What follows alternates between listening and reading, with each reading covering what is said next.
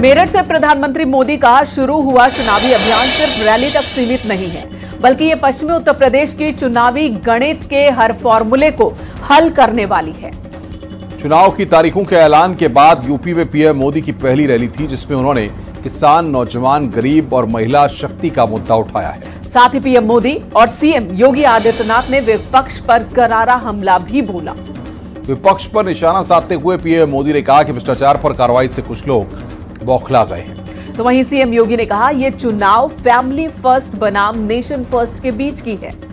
PM Modi ने कहा कि मोदी का मंत्र कहता है भ्रष्टाचार हटाओ, तो वहीं सीएम योगी ने कहा ये चुनाव माफिया राज बनाम कानून के राज के बीच में है। जब प्रधानमंत्री मोदी ने कहा दूसरा खेमा भ्रष्टाचार बचाने के लिए एकजुट हो रहा है, तो सीएम योगी आदित्यनाथ ने कहा ये चुनाव भ्रष्टाचार बनाम जीरो टॉलरेंस का है। यानी क्रांतिवीरों की धरती से पीएम मोदी और सीएम योगी ने चुनावी शंखनाद कर दिया है। इसी पर दिखाते हैं आपको ये रिपोर्ट। में मोदी का मंत्र है भ्रष्टाचार हटाओ। तीसरी बार 4 जून। उत्तर प्रदेश ही नहीं बल्कि इस चुनाव में जाटलैंड देश का सबसे बड़ा बैटल ग्राउंड बन चुका है। पश्चिमी उत्तर प्रदेश में दांव पर है यहाँ की 27 सीटें और सबकी नजरें हैं जाट, मुसलमान और साथ में दलित वोट पर। टक्कर बिल्कुल आमने सामने की है। मुजफ्फरनगर, बागपत से लेकर मथुरा और गाजियाबाद तक मशहूर चेहरे हैं। आज पूरा देश कह रहा है तीसरी बार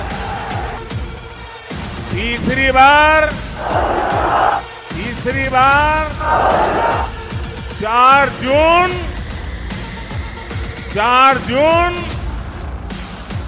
जून। इस चुनाव में बड़े बड़े मुद्दे हैं और हुंकार 400 पार की है। ये मोदी गरीबी से तपकर आज यहां पहुंचा है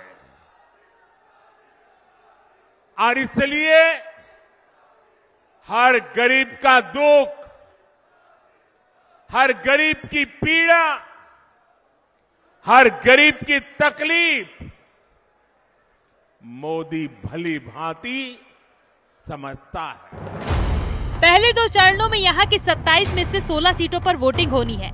ऐसे में जिस गठबंधन की यहाँ शुरुआत धमाकेदार रहेगी, उसकी धार उत्तर प्रदेश की सभी 80 सीटों पर देखने को मिलेगी, जिसकी तस्वीर साफ हो चुकी है। उत्तर प्रदेश की 80 सीट और देश के अगले चुनाव में 400 पार का नारा पूरा हो जाएगा।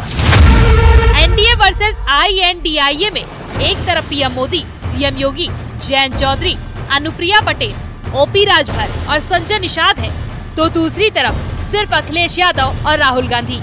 ये मोदी की गारंटी देश के अंदर एक स्वर से बोल रही है कि फिर एक बार।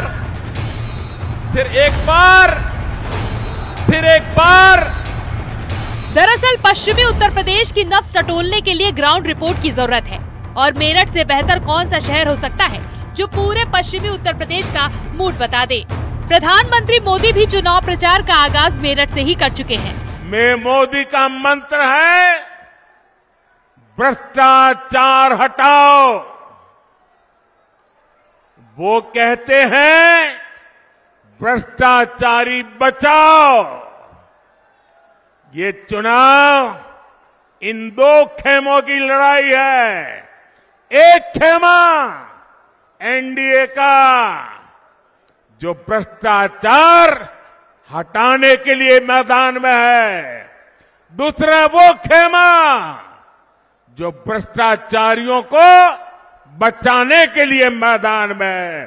फैसला आपको करना है। ये चुनाव फैमिली फर्स्ट बनाम नेशन फर्स्ट के बीच में है। माफिया राज बनाम कानून के राज के बीच का है। भ्रष्टाचार बनाम जीरो टॉलरेंस के बीच का है।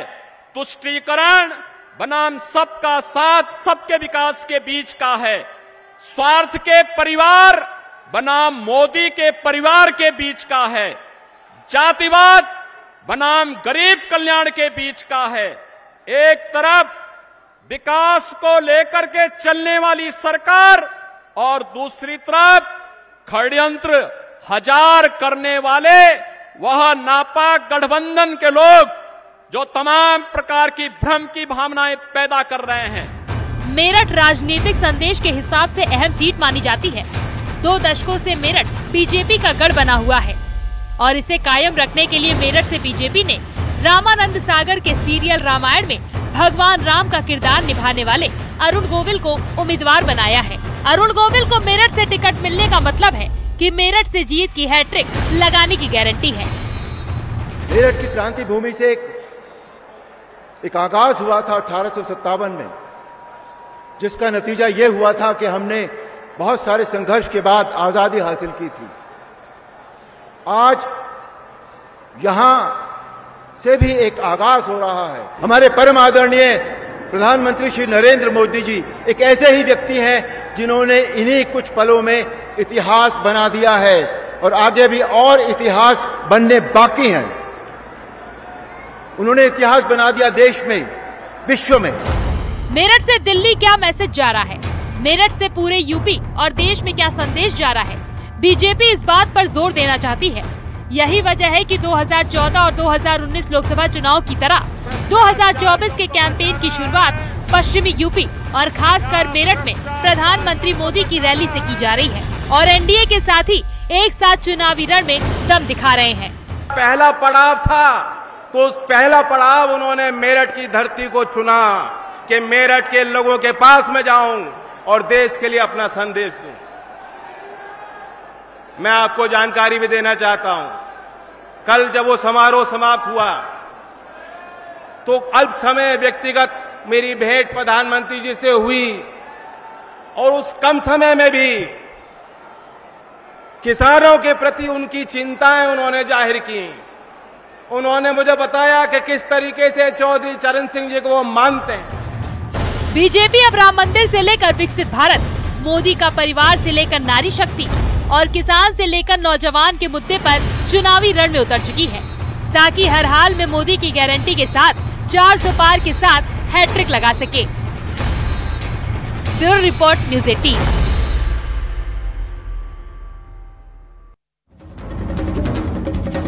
उत्तर प्रदेश में अब समाजवादी पार्टी के लिए नई मुश्किल खड़ी हो सकती है क्योंकि पल्लवी पटेल और असदुद्दीन ओवैसी ने नया गठबंधन तैयार कर लिया है। इसका नाम अखिलेश यादव के पीडीए से मिलता जुलता है। पल्लवी पटेल ने इस नए गठबंधन का नाम पीडीएम दिया है, जिसमें पिछड़ा, दलित और मुस्लिमों को साधने की प्लानिंग की गई है। पल्लवी पटेल ने पीडीएम गठबंधन का ऐलान करते हुए कहा कि पीडीए में ए से कई चीजें साफ नहीं थी, लेकिन पीडीएम में हमने पिछड़ा, दलितों के साथ स्पष्ट रूप से मुस्लिमों को जोड़ा है।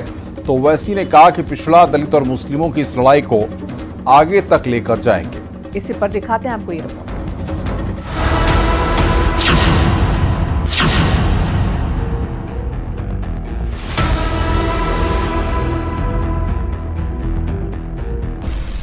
उनके पास ये अधिकार है कि मेरा इस्तीफा मांग भी लें और मुझे निकाल भी दें, तो दोनों अधिकार उनके पास हैं, कर लेना जो करना है, लेकिन पीडीएम नहीं झुकेगा, पीडीएम आगे बढ़ेगा। मैंने मिसाल दी, मुरादाबाद की मिसाल आपके सामने रखी, रामपुर की मिसाल आपके सामने रखी।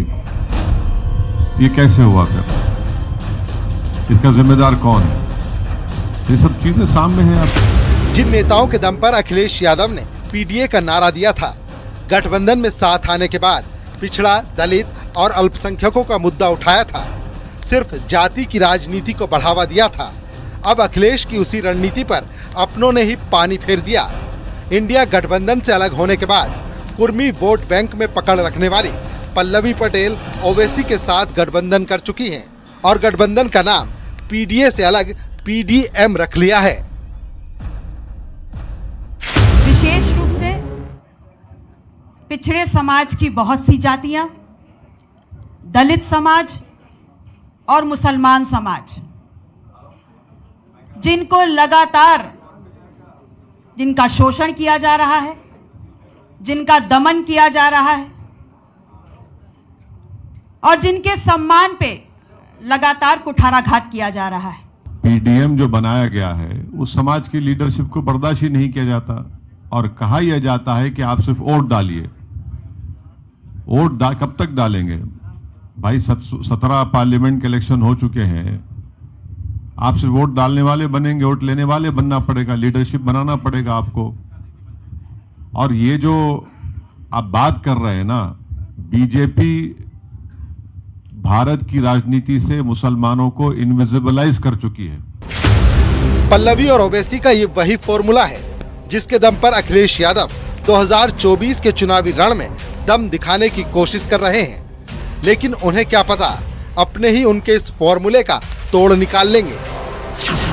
दोनों की नजर पिछड़ा वोट बैंक पर है, दोनों की नजर दलित वोट बैंक पर है और दोनों की ही नजर 20% मुस्लिम वोट पर है। तस्वीर साफ हो चुकी है कैसे 24 के बैटल ग्राउंड में जाति धर्म का बीज अब पौधा बन चुका है, जिसे सींचने के लिए दो खेमे आपस में बट चुके हैं। नाम में क्या रखा है, इस सवाल का जवाब तो तभी मिल गया जब विपक्ष ने अपने गठबंधन का नाम यूपीए से बदलकर इंडिया रख लिया। लेकिन अब उसी नाम का संदेश देने की कोशिश उत्तर प्रदेश में गठबंधन से अलग पल्लवी पटेल दे रही है और साथ हैदराबादी भाईजान दे रहे हैं। तो आपको बता दें कि ओबीसी वोट में सेंधमारी होगी, गैर यादव ओबीसी वोट बट जाएंगे, दलित वोटर में कंफ्यूजन की स्थिति होगी, ओवैसी को मुस्लिम मतदाता का साथ मिल सकता है। MY समीकरण पर गहरा असर पड़ने वाला है। यानी पहले स्वामी मौर्य की दूरी, फिर पल्लवी पटेल से दूरी अखिलेश के लिए चुनौतीपूर्ण साबित होने वाला है, क्योंकि इसका सीधा असर विपक्ष के जातीय समीकरण पर पड़ने वाला है। Bureau report, news 18।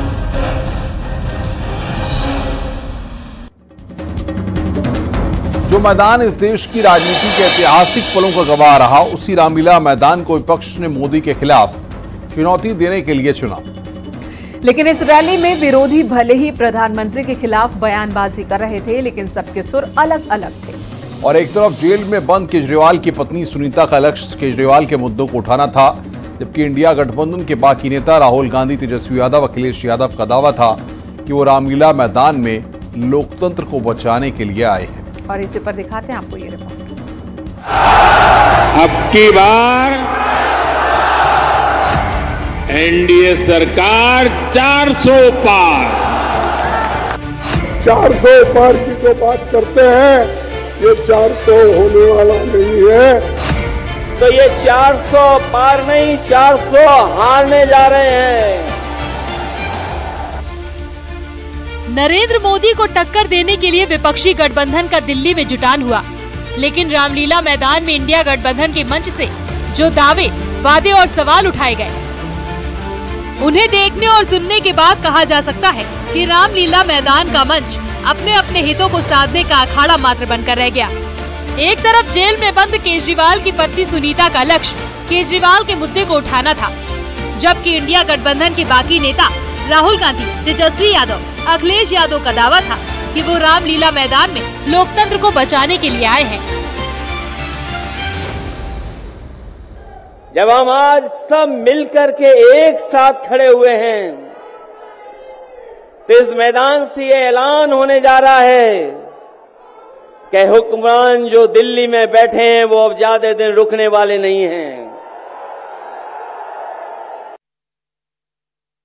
हम सब लोग एकजुट हुए हैं देश के लोकतंत्र, देश के संविधान, देश के भाईचारा को बचाने के लिए। जिस हिसाब से देश में बांटने का काम किया जा रहा है, भाई को भाई से लड़ाया जा रहा है, नफरत की राजनीति की जा रही है। रामलीला मैदान में इंडिया गठबंधन में शामिल 27 सियासी दलों ने मोदी सरकार के खिलाफ मोर्चा खोला। 24 के लोकसभा चुनाव को लेकर गठबंधन में शामिल सभी दलों ने मोदी सरकार पर जमकर निशाना साधा। ईडी, सीबीआई और ईवीएम जैसे मुद्दों पर जमकर बयान दिए गए, लेकिन इस मंच पर कुछ ऐसा देखने को मिला जो सवाल उठाता है, क्या आम आदमी पार्टी और बाकी सियासी दलों के मुद्दे अलग अलग थे? जिस बहादुरी और साहस से वो देश के लिए लड़ रहे हैं, कई बार मुझे लगता है कि आजादी की लड़ाई में वो एक फ्रीडम फाइटर थे जो देश के लिए लड़ते लड़ते शहीद हो गए। इस जंग में भी केजरीवाल जी को शायद भारत मां के संघर्ष के लिए भेजा है।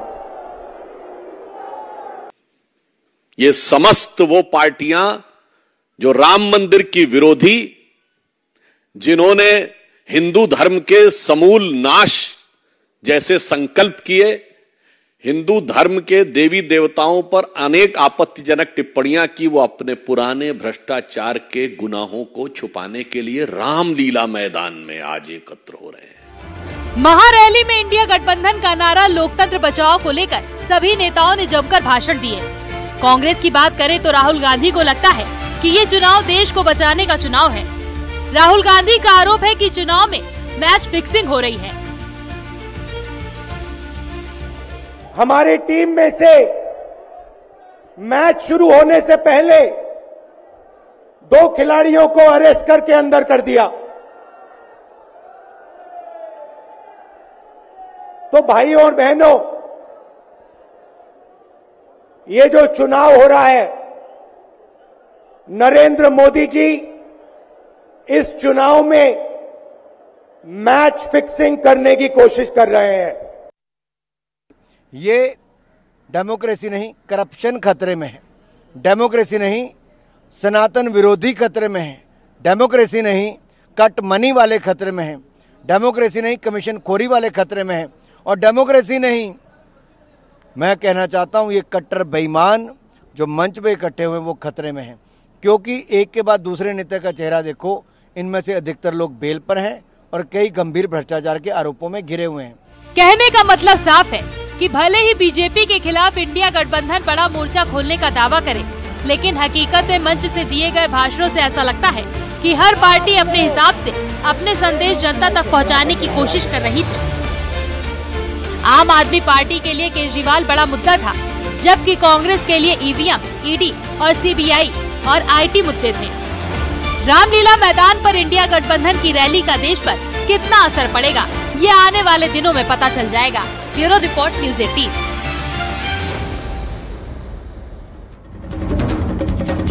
इधर राष्ट्रपति द्रौपदी मुर्मू ने बीजेपी के वरिष्ठ नेता लालकृष्ण आडवाणी को उनके घर जाकर भारत रत्न दिया। इस मौके पर पीएम नरेंद्र मोदी, उपराष्ट्रपति जगदीप धनखड़, पूर्व उपराष्ट्रपति वेंकैया नायडू भी मौजूद रहे। इससे पहले कल 4 शख्सियतों को सम्मानित किया गया था और इसी पर दिखाते हैं आपको ये रिपोर्ट। लालकृष्ण आडवाणी, ईश्वर की शपथ लेता हूं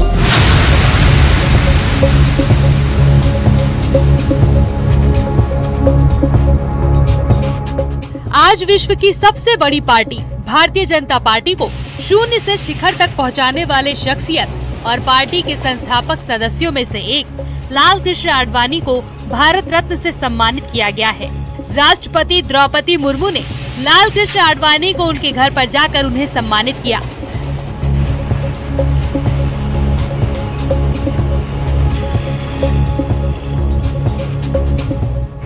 लालकृष्ण आडवाणी भारतीय जनता पार्टी के दूसरे विभूति हो गए हैं, जिन्हें देश की सबसे बड़ी उपाधि से सम्मानित किया गया। इससे पहले देश के पूर्व प्रधानमंत्री अटल बिहारी वाजपेयी को 27 मार्च 2015 को देश के तत्कालीन राष्ट्रपति प्रणब मुखर्जी ने उनके आवास पर जाकर सम्मानित किया था। अटल बिहारी वाजपेयी और लालकृष्ण आडवाणी भारतीय जनता पार्टी के वो स्तंभ थे, जिसके सहारे आज ये पार्टी केंद्र में सत्ता में काबिज है।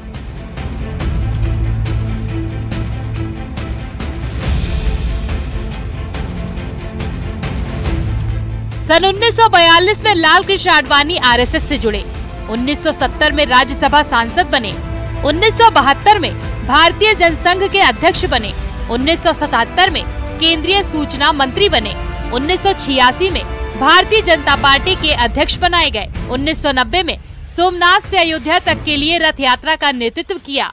जून 2002 में देश के उप प्रधानमंत्री बने।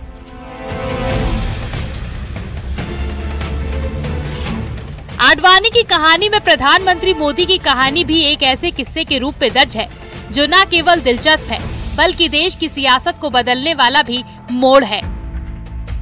इसीलिए जब राष्ट्रपति द्रौपदी मुर्मू लालकृष्ण आडवाणी को सम्मानित करने उनके घर पहुंची, तो प्रधानमंत्री मोदी भी वहां मौजूद थे। लालकृष्ण आडवाणी को भारत रत्न से सम्मानित करने पर पीएम मोदी ने लिखा, लाल कृष्ण आडवाणी जी को भारत रत्न से सम्मानित होते देखना बहुत खास था। ये सम्मान हमारे देश की प्रगति में उनके स्थायी योगदान की मान्यता है। सार्वजनिक सेवा के प्रति उनका समर्पण और आधुनिक भारत को आकार देने में उनकी महत्वपूर्ण भूमिका ने हमारे इतिहास पर एक और अमिट छाप छोड़ी है। मुझे इस बात का गर्व है कि पिछले कई दशकों में मुझे उनके साथ बहुत करीब से काम करने का मौका मिला।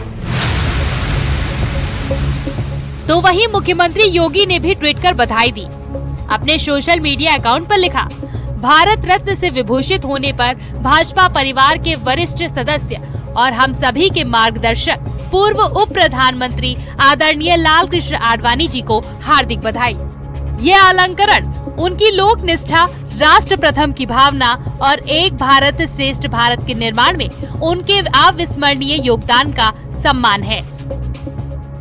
जहां लाल कृष्ण आडवाणी को घर पर जाकर उन्हें सम्मानित किया गया, तो वहीं 30 मार्च को देश के 4 और विभूतियों को भारत रत्न से सम्मानित किया गया, जिसमें देश के पूर्व प्रधानमंत्री चौधरी चरण सिंह, देश को आर्थिक संकट से निकालने वाले पूर्व प्रधानमंत्री पीवी नरसिम्हा राव, बिहार के पूर्व मुख्यमंत्री जननायक कर्पूरी ठाकुर, कृषि वैज्ञानिक MS स्वामीनाथन शामिल हैं। लाल कृष्ण आडवाणी समेत देश के इन 5 विभूतियों को भारत रत्न से सम्मानित किया गया है। मोदी सरकार में ही साल 2015 में लाल कृष्ण आडवाणी को पद्म विभूषण से सम्मानित किया था और अब लाल कृष्ण आडवाणी को भारत रत्न मिलना भारतीय राजनीति के शिखर पुरुष का सच्चा सम्मान है। Bureau report, news 18।